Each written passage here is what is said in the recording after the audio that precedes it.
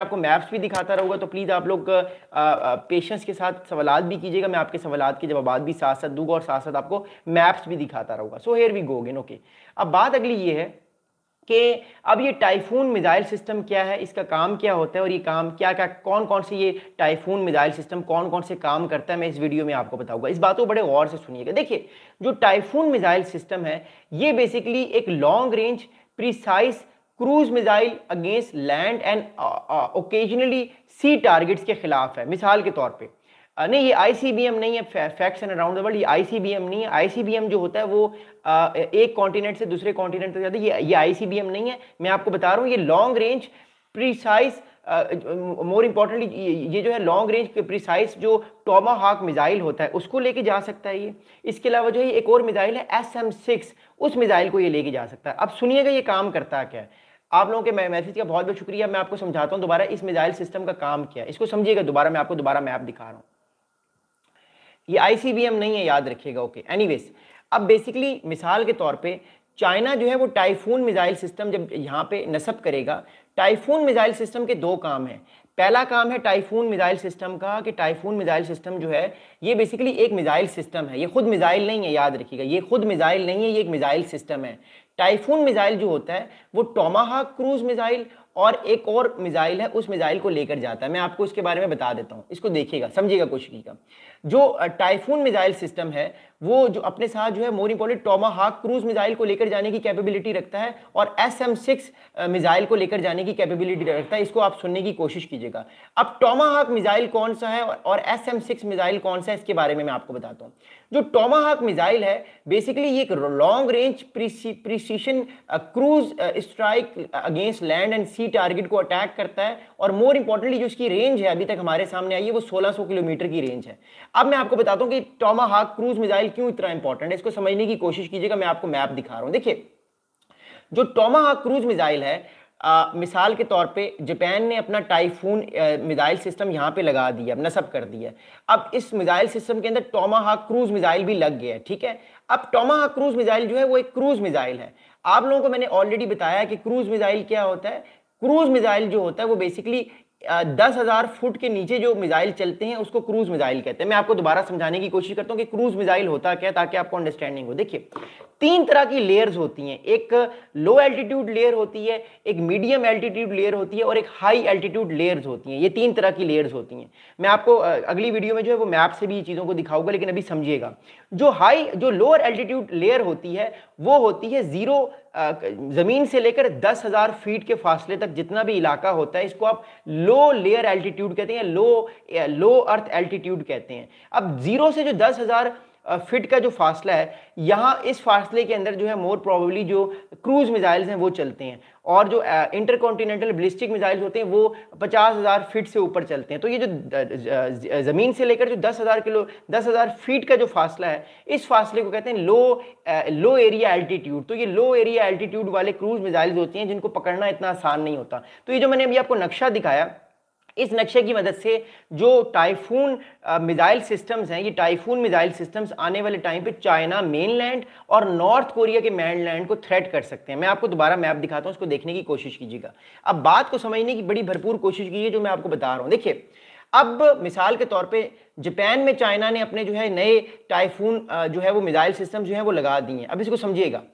अब जापान के अंदर जो नए मिसाइल सिस्टम है, ये मिसाइल सिस्टम्स नॉर्थ कोरिया को भी हिट कर सकते हैं अगर नॉर्थ कोरिया की तरफ से कोई अटैक होता है साउथ कोरिया पे या जापान के ऊपर, सी ऑफ जापान पे। और चाइना की जो कोस्टल इलाके हैं, ये वाले आप देख रहे हैं, दयालिन और ये वाले ऊपर के इलाके जो, इनको भी हिट कर सकते हैं। मोर इंपॉर्टेंटली रशिया ने भी इस चीज़ को कंडेम किया है, क्योंकि ये रशिया आप देख रहे हैं ऊपर, ये सारा साइबेरिया और ये रशिया का इलाका है। तो ये वाले जो मिसाइल्स हैं ये रशिया के इलाकों को भी हिट कर सकते हैं। तो कहने का मतलब है ये रशिया भी इससे परेशान है, नॉर्थ कोरिया भी इससे परेशान है और मोर इंपॉर्टेंटली चाइना तो इससे परेशान है ही, क्योंकि चाइना नहीं चाहता कि जापान जो है वो इस तरह के मामलात जो हैं वो करे। जापान इस तरह के जो है वो मिसाइल सिस्टम्स जो हैं उनको इनकरेज करे और वो मिसाइल सिस्टम यहाँ पे लगाए जाएं। अब अगली बात आपको बताऊंगा, इस बात को गौर से समझिएगा कि ये मिसाइल सिस्टम्स क्यों इतने इंपॉर्टेंट हैं और चाइना का क्या रिस्पॉन्स होगा। अब इस बात को गौर से अंडरस्टैंड कीजिएगा। अगली बात ये है कि इसके अलावा एक और मिसाइल सिस्टम इसके अंदर लग सकता है। वो मिसाइल सिस्टम जो है वो SM-6 मिसाइल सिस्टम है, जिसकी रेंज जो है वो शॉर्ट रेंज है, 240 टू 450 किलोमीटर के राउंड अबाउट ये अटैक कर सकता है। अब अगली बात सुनिएगा, देखिए अगली बात ये है कि ये जो मिसाइल सिस्टम इस टाइम अमेरिका ने जो मोर इंपॉर्टेंटली ये जो मिसाइल सिस्टम जो है नस्ब किए गए हैं ये साउथ कोरिया के, ये जो जापान के अंदर, ये अमेरिका ने क्यों नस्ब किए हैं ये जानना बड़ा ज़रूरी है, इस चीज़ को अंडरस्टैंड करना बड़ा ज़रूरी है। देखिए बात ये है कि ताइवान पे जंग का बहुत खतरा है, समझे, कहा यह जा रहा है कि आने वाले टाइम पे ताइवान पे अटैक हो सकता है, आने वाले टाइम पे ताइवान पर चाइना इन्वेजन कर सकता है, आने वाले टाइम पे ताइवान पर चाइना अटैक कर सकता है। तो इन सारे अटैक्स को बचाने के लिए अमेरिका ने एक स्ट्रेटजी बनाई है कि वो अपने बेसिस के अंदर, वो जापान के अंदर, साउथ कोरिया के अंदर, या अपने ऐसे मिलिट्री कंट्रीज़ के अंदर जो उसके दोस्त हैं, उन सब कंट्रीज़ जो है वो उन सारे कंट्रीज़ को मोर इम्पॉर्टेंटली जो है वो सपोर्ट की जाए, और उन कंट्रीज़ के अंदर जो है वो मिसाइल डिफेंस सिस्टम्स और मिसाइल ऑफेंस सिस्टम्स लगाए जाएं।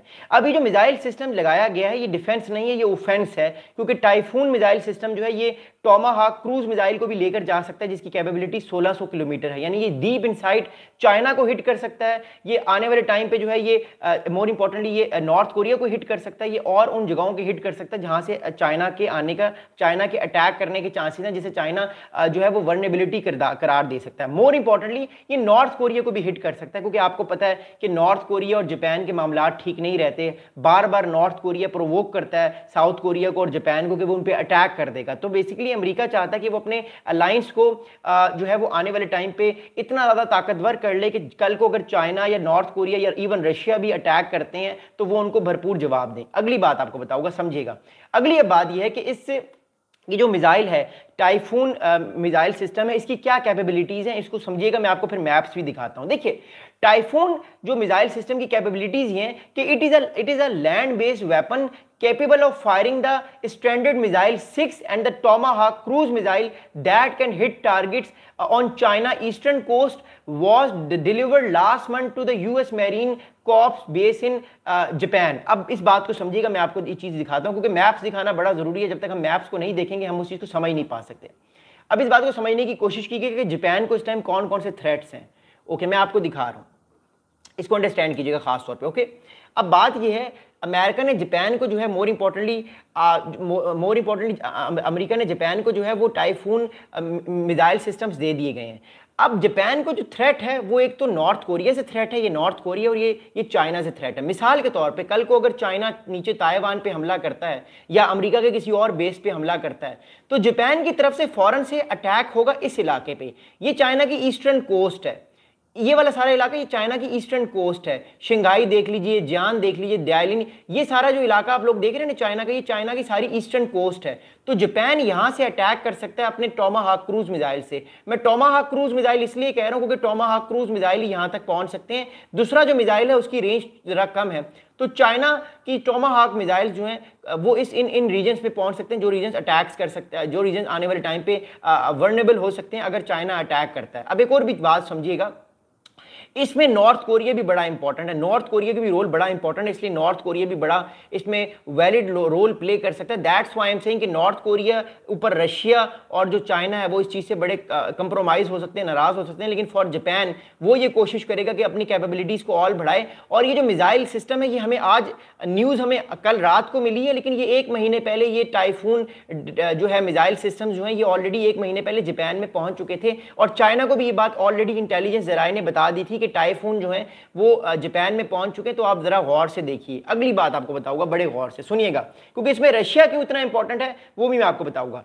अगली बात याद रखिए क्या है, अगली बात यह है कि इसकी कैपेबिलिटीज मैंने आपको बता दी है कि इसकी कैपेबिलिटी यह है कि चाइना के जो कोस्टल इलाके हैं सारे, वो सारे कोस्टल इलाके हिट हो सकते हैं अगर आने वाले टाइम पे चाइना ने बात ना मानी या चाइना ने कोई अटैक किया किसी और कंट्री पे। मोस्ट प्रोबेबली या तो फिलीपींस के स्पार्टन आइलैंड्स पे, जापान के सिंकाकू आइलैंड्स पे, या मोर इंपॉर्टेंटली वो ताइवान को इन्वेड कर देता है। अगली बात बताऊंगा। अब जापान की इस टाइम क्या कैपेबिलिटीज है, मिलिट्री कैपेबिलिटीज क्या है जापान की, वो बताना बड़ा जरूरी है, क्योंकि जापान जो है वो अमेरिका का एलाई है। और याद रखिएगा जापान दुनिया की 4th लार्जेस्ट नेवल फोर्स है, इस बात को याद रखिएगा, जापान दुनिया की 4th लार्जेस्ट नेवल फोर्स है। Japan is a 4th largest naval force of the world, remember that. अगली बात सुनिएगा, Japan has been rapidly increasing its military buildup and especially the so-called strike back capability with mid-range to long-range missiles as the counter to missile and nuclear threats from China as well as North Korea and Russia.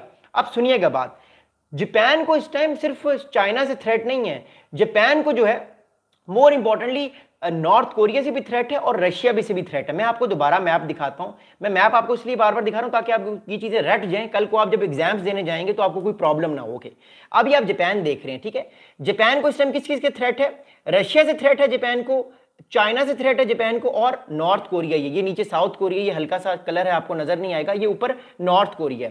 अब Japan ने जो इस time अपने जो ये typhoon missiles लगाए हैं, मेरी अपनी असेसमेंट ये है कि टाइफून मिसाइल्स जो है गालिबन इस जगह पे लगाए गए हैं, यहाँ पे, क्योंकि चाइना का जो कोस्टल इलाका है वो इधर से करीब है, तो गालिबन जो टाइफून मिसाइल है या तो यहाँ पे लगे होंगे या यहाँ पे, ताकि वो सारे इलाके को मोर इंपॉर्टेंटली जो है वो अटैक कर लें और उनके खिलाफ जो है वो कार्रवाई कर लें। तो टाइफून जो मिसाइल हैं वो आई थिंक इस साइड पे उन्होंने लगाए होंगे, या तो इस साइड पे लगाए होंगे या इनके किसी आइसलैंड पे लगाए होंगे ताकि आने वाले टाइम पे वो अटैक कर लें। अब जापान को डर किस चीज़ का है, जापान को ये डर है कल को अगर ताइवान पे हमला होता है तो रशियंस जो हैं वो सी ऑफ जापान में आके जापान पे अटैक कर सकते हैं। सुनिएगा, रशियंस, चाइनीज और नॉर्थ कोरिया के जो सोल्जर्स हैं वो कल को सी ऑफ जापान में आके जापान को थ्रेट कर सकते हैं। क्यों सी ऑफ जापान इतना इंपॉर्टेंट है, क्योंकि कई सालों से रशिया, चाइना और North Korea sea of Japan पे मिलिट्री ड्रिल्स करते आ रहे हैं। अभी कुछ दिनों पहले रशिया और चाइना ने सी ऑफ जापान में मिलिट्री या नेवल ड्रिल्स की थी, जिससे जापान को बहुत ज़्यादा परेशानी हुई थी। That's why I am saying